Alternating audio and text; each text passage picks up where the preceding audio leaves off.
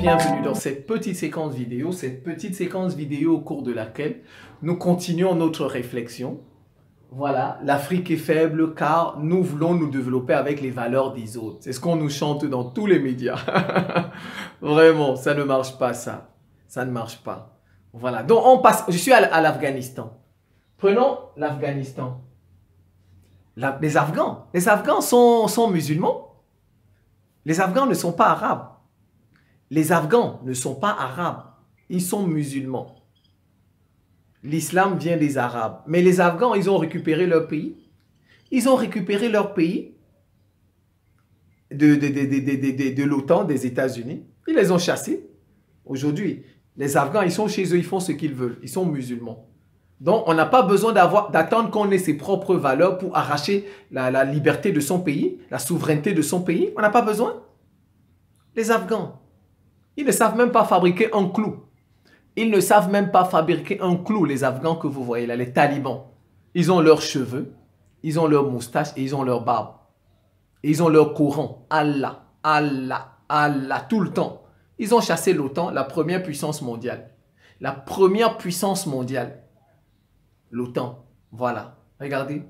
Donc, on peut s'en sortir avec les valeurs des autres. On peut s'en sortir avec les valeurs des autres. L'islam n'est pas leur valeur. L'islam vient des Arabes. On leur a apporté l'islam aussi. Comme vous voyez, nous, on nous a apporté aussi l'islam. Donc, on peut s'en sortir. Si les autres s'en sortent avec ça, nous aussi, nous pouvons nous en sortir. Et voilà le bon exemple. Le Mali et le Burkina Faso.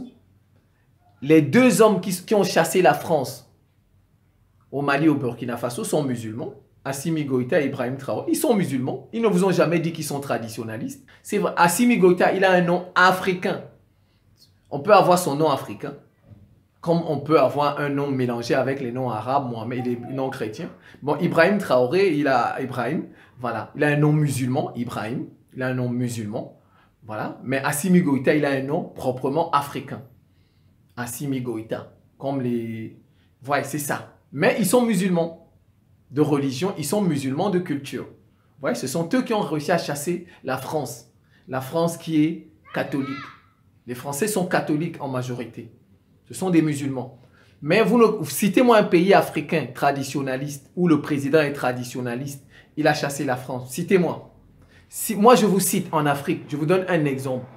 Voilà le Burkina Faso et ben voilà le Mali. Deux pays qui sont dirigés par deux musulmans. Ils sont musulmans officiellement. On les voit, ils vont à la mosquée quand il y a la fête. Ils ont chassé la France. Il n'y a pas un pays en Afrique, où le président se dit traditionnaliste, où il se dit, il fait les coutumes africaines, il fait les traditions africaines, il a chassé la France. Il n'y en a pas. Il n'y en a pas. Il n'y en a pas. Il n'y en a pas. Voilà. Donc déjà, vous voyez? Très bien. Vous allez me parler du Centrafrique, Faustin Archange Touadéra. Bon, je ne sais pas s'il est chrétien. Bon, certains disent qu'il est franc-maçon. Tout ça. C'est la France qui nous a apporté les francs-maçonneries là. Donc, même s'il est franc-maçon, admettons, officiellement, il s'appelle Faustin Archange Touadéra. Donc, il doit être chrétien. Officiellement. Son nom montre qu'il est chrétien. Mais bon, certains disent qu'il est franc-maçon aussi. Mais la franc-maçonnerie, ça vient d'où? Ce sont les Français qui nous ont apporté ça, n'est-ce pas? Ce sont les Français. Voilà, encore un lien avec la France. Et eux là, ils sont quoi? Majoritairement catholiques. Vous voyez, même les présidents qui arrivent à chasser les Occidentaux, ne sont pas traditionalistes en Afrique. Ils ne sont même pas traditionalistes en Afrique. Ceux qui arrivent à les chasser ne sont pas traditionalistes. On continue. On va continuer. Alors, prenons. Et puis, regardez. Je reviens sur le Mali, le Faso et la RCA. Qui est derrière ces trois pays? La Russie, encore. La Russie, encore. Un pays chrétien. La Russie est chrétienne, orthodoxe. Un pays chrétien. Vous voyez, qui est derrière? Mais ce n'est pas le Japon qui est derrière eux, qui a ses propres coutumes, ses propres valeurs. Ce n'est pas l'Inde. Mais vous voyez, c'est un pays qui n'a pas ses propres valeurs qui est derrière eux. La Russie est chrétienne. On parle de la Russie. Les Russes aussi ont été esclaves comme nous. Les Russes, le mot esclave vient de slave. Les Russes que vous voyez ont été esclaves. Les Russes, On leur a apporté le christianisme, on les a christianisés aussi. On les a évangélisés aussi, les Russes. Les Russes que vous voyez là, avant ils avaient des coutumes. Avant ils avaient des traditions. Avant ils avaient des choses de leurs ancêtres.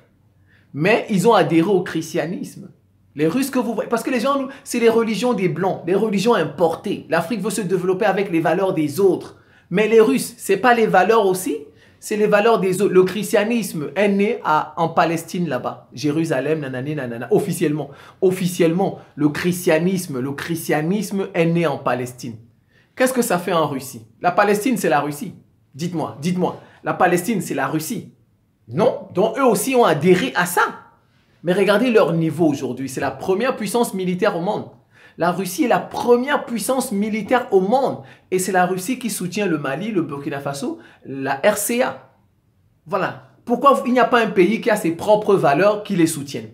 Pourquoi il n'y a pas un pays où on fait des traditions, des coutumes qui soutient? Ce n'est pas le fruit du hasard. Ce sont des chrétiens encore et qui viennent les soutenir.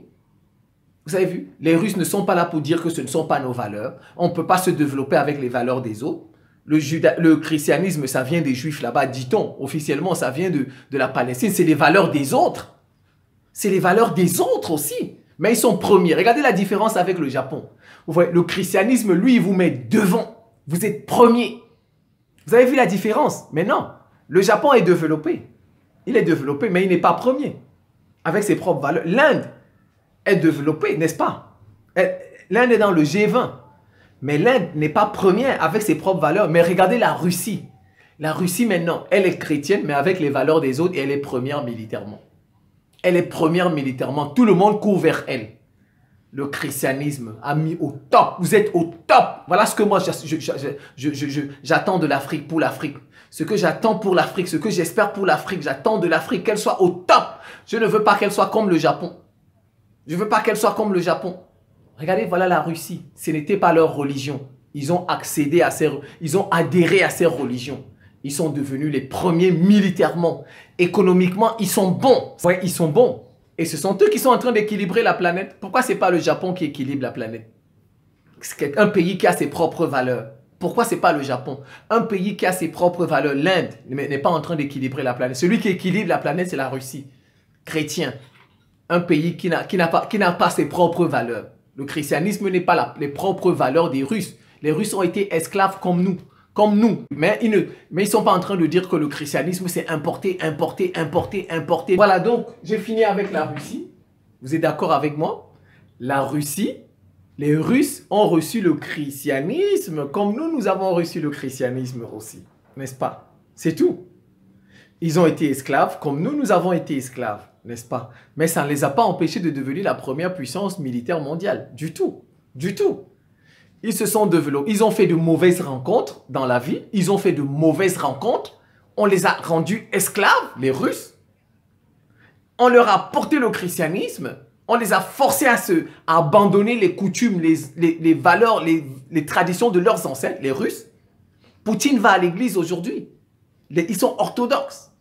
Mais ils sont avec ça, un passé difficile, un passé douloureux.